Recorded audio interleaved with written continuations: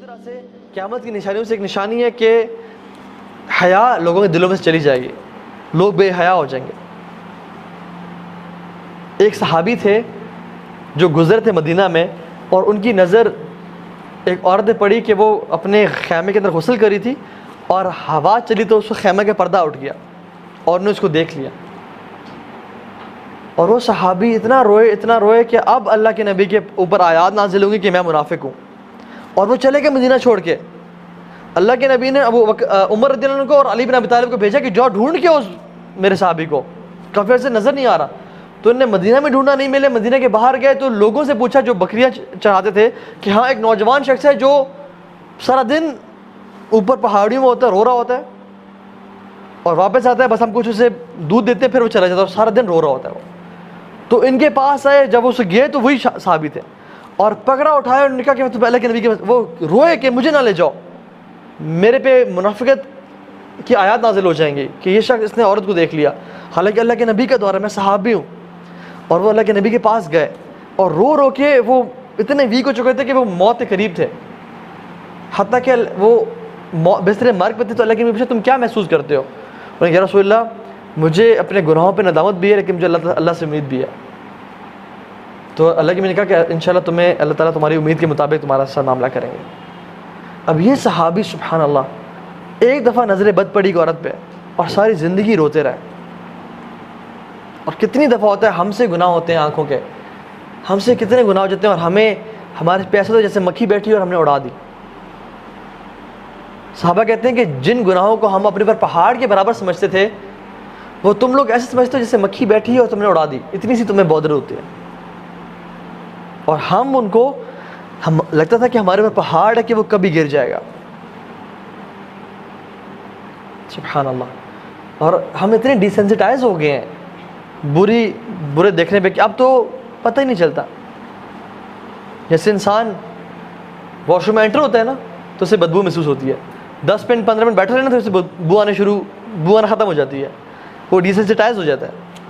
اسی طرح سے اللہ بچائے اس اسپریچول اسٹیٹ سے کہ جب ہم ڈیسینسٹائز ہو جائے گناہوں سے، کہ ہم گناہ کریں اور ہمیں پتہ بھی نہ چلے کہ ہم گناہ کر رہے ہیں، اور گناہ کرتے جائیں اور توبہ کے دروازے ہی ہم اپنے لیے بند کر لیں۔ اللہ کے نبی نے فرمایا السلام علیکم، کیسے آپ خیریت سے؟ اذا لم تستحی فاصنع ما شئت، کہ جب تمہارے اندر سے حیا نکل جائے نا پھر تم جو مرضی چاہے کرو۔ حیا جو ہے نا اٹس اے پارٹ آف ایمان۔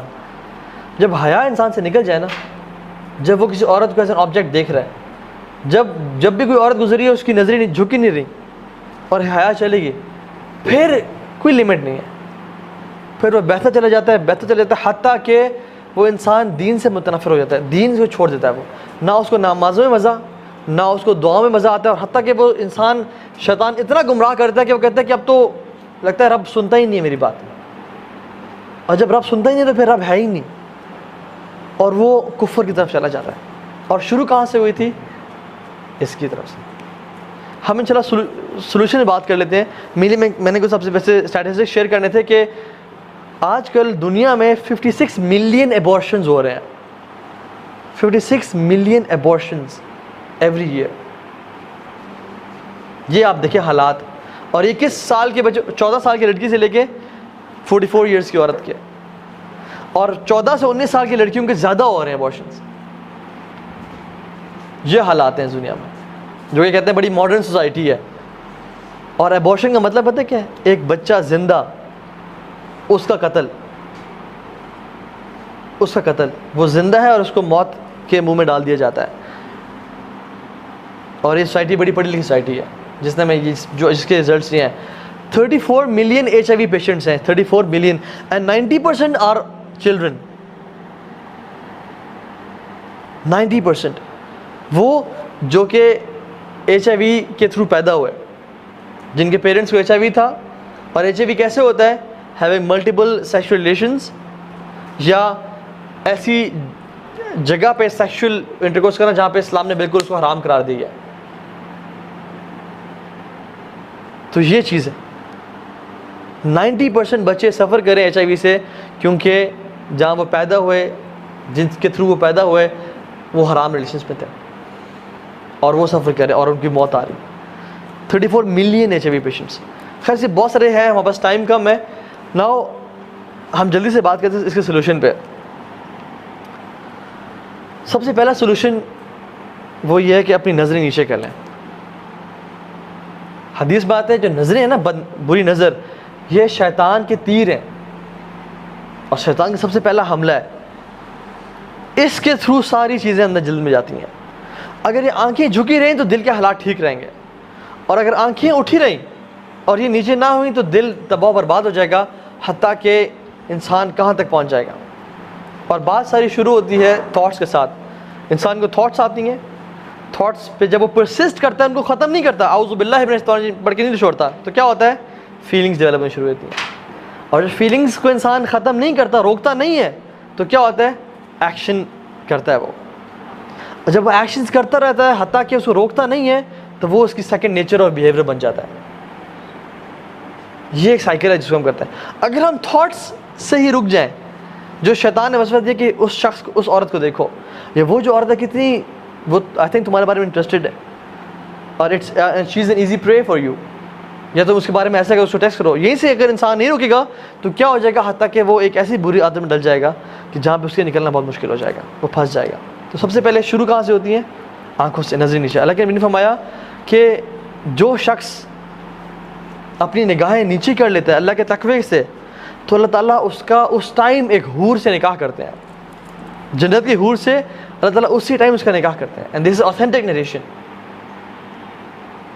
उसी टाइम अल्लाह ताला उसका एक हूर से, और हूर सुभान अल्लाह, no comparison at all with the women of this world. Imagine जब भी आपको नेक्स्ट टाइम दिल चले किसी को देखने का, आप इस मोटिवेशन के साथ नजर नीचे कर लें कि इंशाल्लाह मेरा रब मेरा किसी औरत से निकाह करेगा, जन्नत की औरत से. और वो निकाह थोड़े दिन करेगा जिसमें वो आप पे हुक्म चला रही है कि खाना लाओ, बर्तन धो, खाना खुद गर्म करो, नहीं, बल्कि वो तो ताबेदार और तात करने वाली होगी. ठीक है, तो सबसे पहले नजर नीचे. दूसरी चीज़, अगर इंसान को शहवात, डिज़ायर्स तंग कर रही हैं तो वो रोज़े रखें, क्योंकि रोज़ा बहुत बड़ी चीज़ है जो कि इंसान की शहवत को रोकता है. ठीक है. तीसरी चीज़, शादी, उसका एक बहुत बड़ा इलाज है. अगर इंसान को शहवत तंग कर रही है तो यू शुड गेट मैरिड, और अपनी ख्वाहिशात को उसके सही जगह पे इस्तेमाल करें. ठीक है. चौथी चीज़, अच्छी कंपनी होना और बुरी कंपनी से बचना. क्योंकि बुरी कंपनी जो है ना, अगर एक बुरी कंपनी में इंसान है और वो औरतों के बारे में बात करें, या इसके बारे में बात कर रहे हैं, या पोर्नोग्राफिक मटेरियल के बारे में बात करें, या किसी मूवी के बारे में बात करें जिसमें लस्टफुल और वो है, तो आप एग्जैक्टली उनके पीछे चलने शुरू हो जाएंगे और आप उस चीज़ में पड़ जाएंगे जहाँ पे आपकी बुरी कंपनी जा रही है. तो इस चीज़ से, बुरी कंपनी से बचें. चाहे आप जितने भी नेक हैं, कुरान के हाफिज़ हैं, मुत्तकी हैं, दाढ़ी रखी हुई है, सब कुछ है, बुरी कंपनी में रहेंगे तो अल्टीमेटली, अरबी का मक़ूल है अस्साहिबु साहिब.